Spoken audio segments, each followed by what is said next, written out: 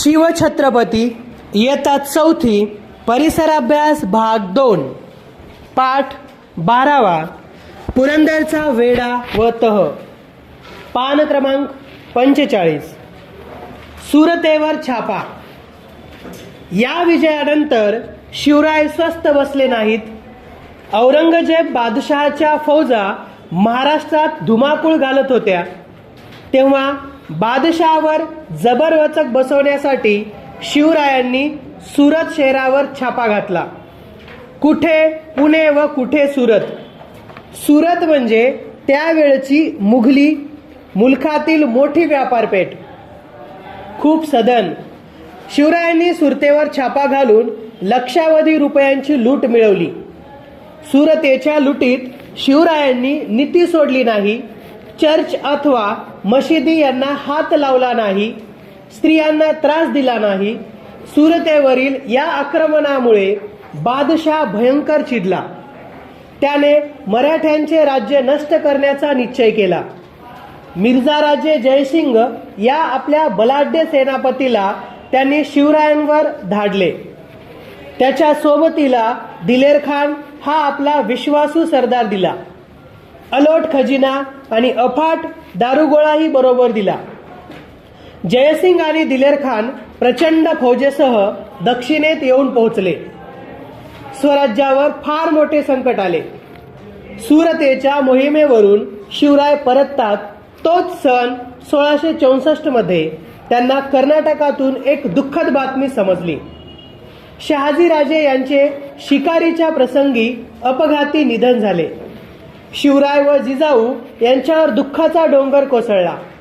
मातोश्रींच्या गळा पडून शिवरायांनी या दुःखातून त्यांना सावरले। पुरंदरला मुघलांचा वेढा। पुरंदर हा शिवरायांचा प्रचंड व बळकट किल्ला होता। हा किल्ला घेतल्याशिवाय शिवरायांचा बिमोड होऊ शकणार नाही हे दिलेर खान जाणून होता। त्यामुळे दिलेर खानाने पुरंदराला वेढा दिला।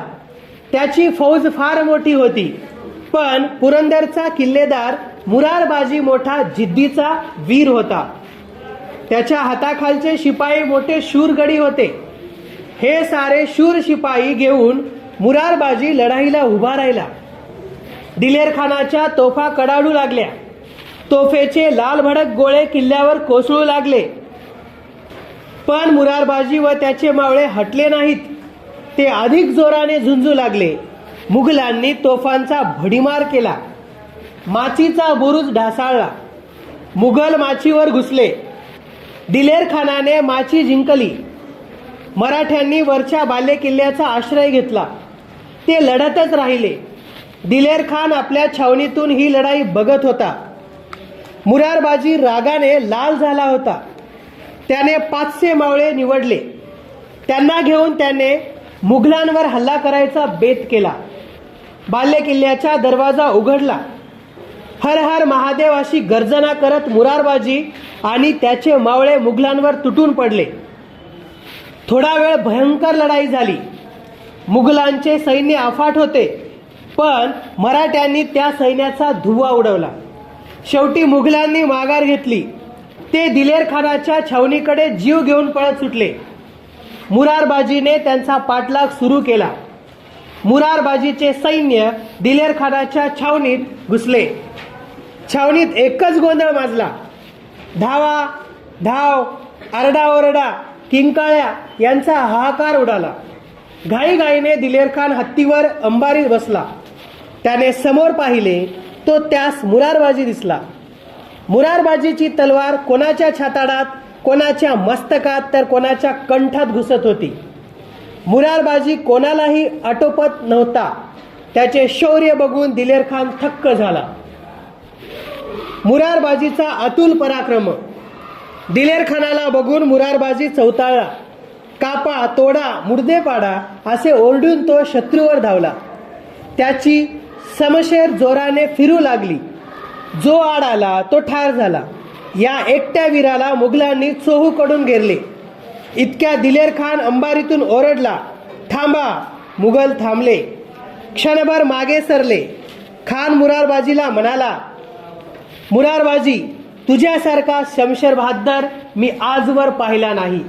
तू आमच्या बाजूला ये, कौल घे. बादशाह तुला सरदार करतील, जहागीर देतील, बक्षीस देतील. मुरारबाजीने दिलेर खानाचे शब्द ऐकले. रागाने त्याचे डोळे लाल झाले. तो चवताळून म्हणाला, अरे आम्ही शिवाजी महाराजांची माणसे, तुझा कौल घेतो की काय? आम्हाला काय कमी आहे? तुझ्या बादशहाची जहागीर हवी कोणाला? मुरारबाजीने खानाच्या दिशेने झेप घेतली आणि तो तुफान कत्तल करत सुटला. दिलेर खानाने अंबारीतून बाण सोडला. तो बाण थेट मुरारबाजीच्या कंठात शिरला. तो जमिनीवर कोसळला. मावळ्यांनी त्याचा देह उचलला आणि बालेकिल्ला गाठला. किल्लेदार पडला म्हणून त्यांना खूप दुःख झाले. पण एक मुरारबाजी पडला तरी काय झाले? आम्ही तसेच शूर आहो, हिम्मत धरून लढतो असे म्हणून ते न डगमगता पुन्हा निकराने लढू लागले. ही बातमी शिवरायांना कळल्यावर ते फार दुःखी झाले. त्यांनी विचार केला, एक एक किल्ला वर्ष लढवता येईल, पण विनाकारण माणसे मरतील. शिवरायांना ते नको होते. पुरंदरचा तह करणार काय? शक्ती चालेना, युक्ती उपयोगी पडेना, तेव्हा काही काळ माघार घेणेच योग्य. म्हणून मुघलांशी तह करायचा असे शिवरायांनी ठरवले. शिवराय स्वतः जयसिंगाकडे गेले. त्यांनी त्याच्याशी मुत्सुदगिरीची बोलणी केली. ते म्हणाले, मिर्झा राजे, आपण रजपूत आहात, आमचे दुःख आपण जाणता. बादशहाच्या स्वाऱ्यांनी महाराष्ट्र उद्ध्वस्त झाला आहे. लोकांचे हाल होत आहेत. लोक सुखी व्हावे म्हणून आम्ही स्वराज्याचे काम हाती घेतले आहे. आपणही हे काम हाती घ्या. मी आणि माझे मावळे आपल्या पाठीशी उभे राहू. जयसिंग मोठा धूर्त होता. त्याने शिवरायांना तह करण्यास सांगितले. त्यांनी तह केला. या तहात शिवरायांनी 23 किल्ले व त्याखालचा 4 लक्ष होणांचा मुलूक मुघलांस देण्याचे कबूल केले. हा तह 1665 साली झाला. पुरंदरचा तह झाला. याच वेळी शिवरायांनी आग्र्यास जाऊन बादशहाची भेट घ्यावी असे जयसिंगाने सुचवले. त्यांना सुरक्षिततेची हमी दिली.